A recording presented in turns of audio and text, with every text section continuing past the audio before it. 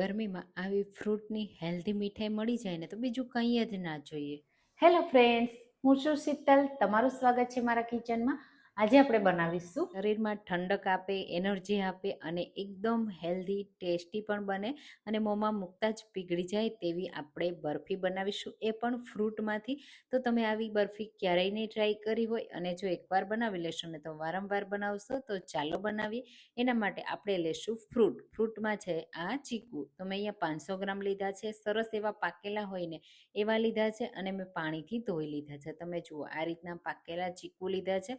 તમારી પાસે જે પણ નાના મોટા જેવા ચીકુ હોય ને એ લઈ શકાય. બસ આગળનો ભાગ આ રીતે કાઢી લેશું, એની છાલ કાઢી લેશું. ચીકુ અહીંયા ભીના જ છે, મેં હજી જસ્ટ પાણીથી ધોયા છે. તમે કોરા કરીને પણ લઈ શકો છો. બસ આપણે એની છાલ આ રીતે કાઢી લેવાની છે.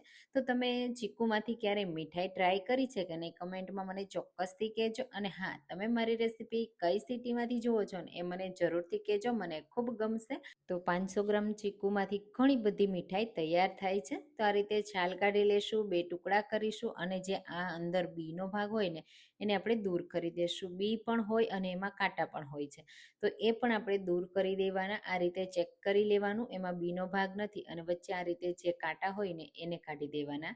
અને પછી આપણે કોઈ પણ ખમણીથી આ રીતે એને ખમણી લેવાનું. તો ચીકુ એકદમ સોફ્ટ જ હોય છે, તો એને ખમણતા વાર નહીં લાગે. તમે મેશરથી પણ મેશ કરી શકો છો. બસ બ્લેન્ડર નથી ફેરવવાનું કે મિક્સર જારમાં નથી કાઢવાનું, નહીંતર એનો જ્યુસ થઈ જશે. આપણે માવો તૈયાર કરવાનો છે એટલે આ રીતે ખમણીને તૈયાર કરીશું.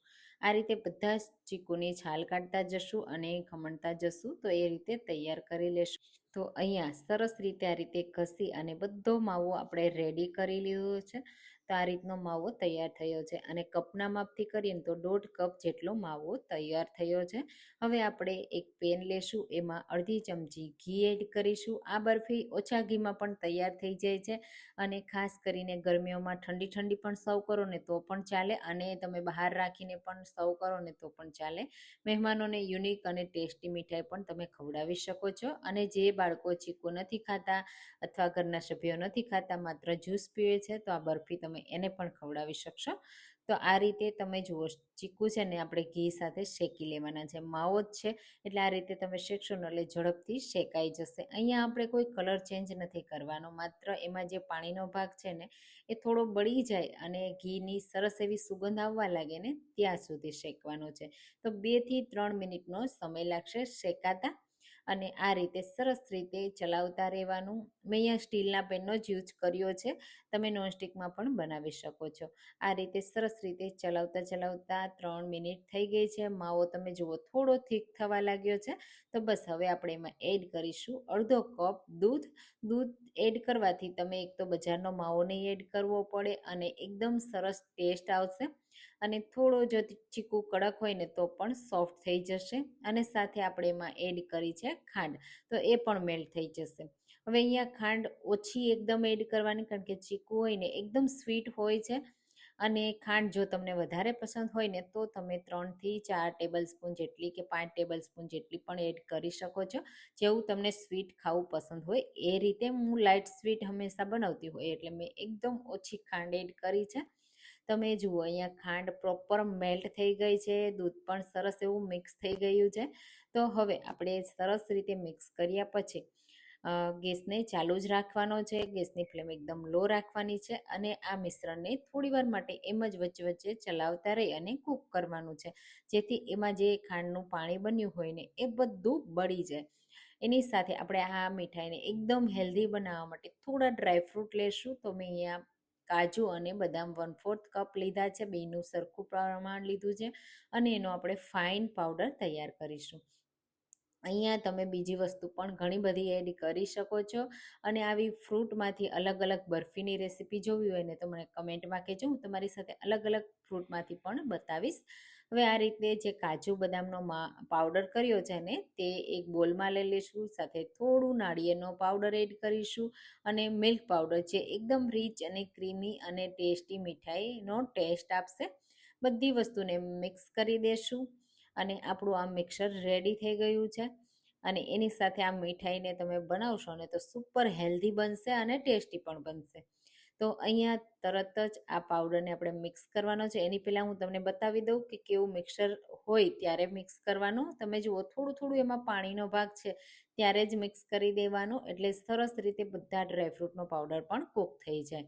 આ રીતે મિક્સ કરી દેવાનું, અને જેમ જેમ મિક્સ કરતા જશો ને મિશ્રણ ડ્રાય થતું જશે, અને જે મિશ્રણ છે એનો કલર પણ ચેન્જ થતો જશે. અહીંયા તમને થોડું લાઇટ અને વ્હાઈટ ઉપર દેખાશે, પણ જેમ જેમ મિક્સ કરતા જશો એમ સરસ એવો ચીકુ જેવો જ કલર આવી જશે. તો આ રીતે કન્ટિન્યુઅસલી ચલાવતા રહેશું ને તમે જુઓ આ રીતે થીક થવા લાગ્યું છે. અહીંયા જો તમને ઘી વધારે એક્સ્ટ્રા એડ કરવું હોય ને તો આ સમયે 1 થી 2 ચમચી એડ કરી દેવાનું. આ રીતે પેન અલગ થવા લાગે, મતલબ માવો છે એ થીક થઈ જાય, અને વધારે આપણે પાણીનો ભાગ ના રહે ને ત્યાં સુધી કૂક કરવાનો છે. હવે કેવું થિકનેસવાળું મિક્સર છે એ સેટ કરવા માટે રેડી છે એ હું તમને બતાવી દઉં. તો આ રીતે ચમચાની મદદથી ભરી લેવાનું, નીચે પાડો ને તો ધીમે રહીને નીચે પડે છે. બસ ત્યાં સુધી જ આપણે એને કૂક કરીશું. હવે કોઈ પણ પ્લેટમાં સેટ કરી દેવાનું. મેં અહીંયા બટર પેપરનો યુઝ કર્યો છે, તમે બટર પેપર વગર પણ સેટ કરી શકો છો. એકદમ આસાનીથી ડિમોલ્ડ થઈ જશે. આ રીતે બધું મિશ્રણ એકસાથે એડ કર્યા પછી ઉપરથી એકદમ સ્મૂથ કરી લેશું, અને જેવી થિકનેસ રાખવી હોય ને એ રીતે તમારે એને સેટ કરવાની. આ રીતે હું સરસ રીતે બરફીનો શેપ આપવાની છું, એટલે આ રીતે મીડિયમ થિકનેસ રાખું છું, અને ઉપરથી એકદમ સ્મૂથ કરી લેવાનું. તમે જુઓ કેટલું સરસ સ્મૂથ થઈ ગયું.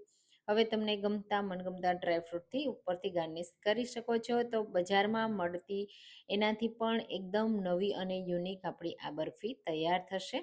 મેં પિસ્તાથી ગાર્નિશ કર્યું છે, અને 15 થી 20 મિનિટ આપણે એને ઠંડુ થવા દેવાનું. ફ્રીજમાં રાખીને પણ તમે સેટ કરી શકો છો, અને ફ્રીઝ વગર આ રીતે સેટ કરશો ને તો થોડો ટાઈમ લાગશે. પછી આ રીતે કટ લગાવી દેશું, નાના કે મોટા જેવા પીસ પસંદ હોય એ રીતે, અને આ રીતે ડિમોલ્ડ કરી લેશું. એકદમ સોફ્ટ હોય છે. 2 થી 3 દિવસ તમે આ મીઠાઈને બહાર રાખી શકો છો. 8 થી 10 દિવસ ફ્રીજમાં રાખી સર્વ કરી શકો છો. તો આપણી એકદમ સોફ્ટ, મોંમાં મૂકતા જ પીગળી જાય તેવી ચીકુની બરફી બનીને રેડી થઈ ગઈ છે. તમે જુઓ કેટલા પરફેક્ટ એના પીસ પડ્યા છે, અને એકદમ સુપર સોફ્ટ છે. મહેમાનોને સર્વ કરશો ને મહેમાનોને પણ ખબર નહીં પડે કે આ ચીકુમાંથી બનાવી છે. તો સુપર ટેસ્ટી, સુપર હેલ્ધી ચીકુની બરફી રેડી છે. જો તમને આ રેસીપી પસંદ આવી હોય તો મારી રેસીપીને લાઇક કરજો, શેર કરજો, અને મારી ચેનલને પણ સબસ્ક્રાઈબ કરજો, જેથી નવી નવી રેસીપીઓ તમને દરરોજ મળતી રહે. અને એકવાર આ રેસીપી ટ્રાય કરજો. Thank you for watching.